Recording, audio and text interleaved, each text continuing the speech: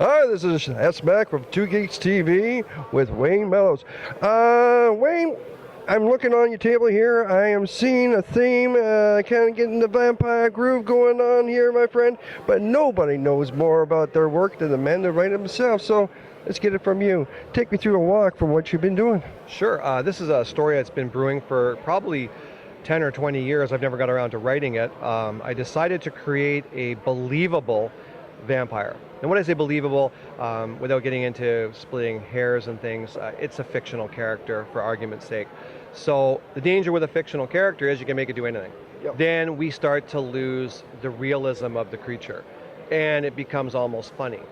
So what I did was I went back to the roots of creating a character that is terrifying.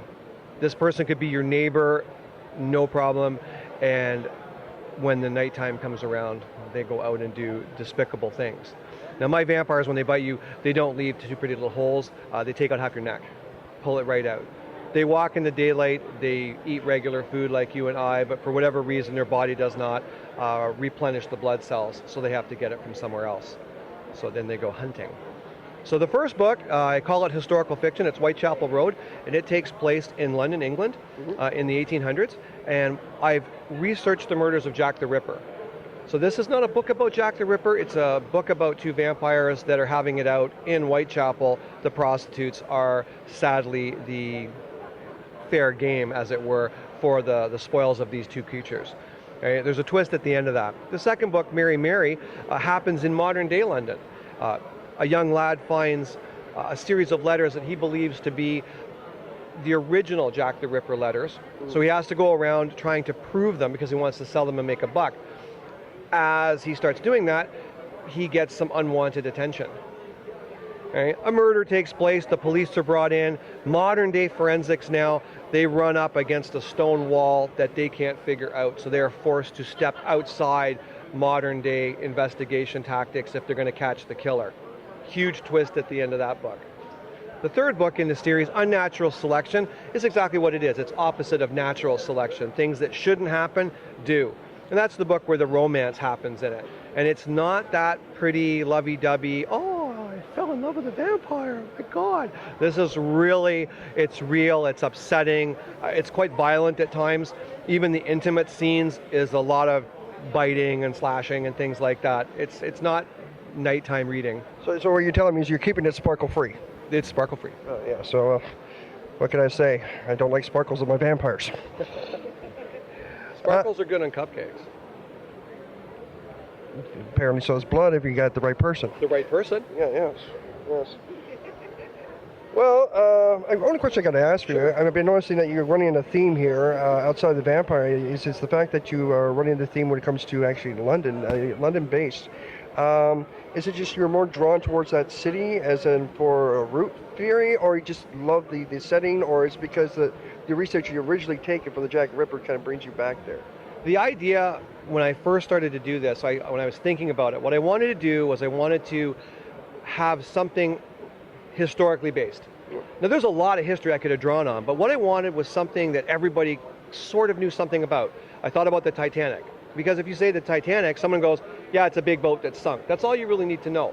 When you talk about any of the world wars, yeah, it was horrible. We get it, it was a big war. Jack the Ripper, people go, oh yeah, that was like one of the first serial killers, wasn't it? Wasn't it in France or Australia or something like that? But they get the idea that it was a serial killer and it was violent. That's what I wanted with my books, something that tied the realism to the fiction of the vampire. So London was perfect. It was dirty, it was dark, Victorian times were ugly. They paint such a pretty picture of Victorian times. Victorian England was gross, was absolutely gross. And that's a perfect hunting ground for a vampire. Bodies turn up in the Thames River, people find dead in the street, ideal. And that's why I stuck it out there. It looks like I'm not vacationing to London anytime soon. You're safe now.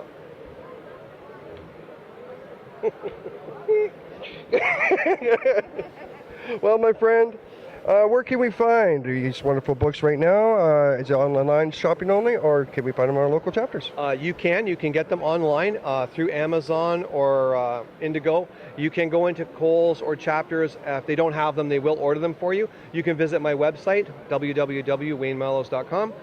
Unnatural Selection is the first edition. I've got 20 left. They're numbered print.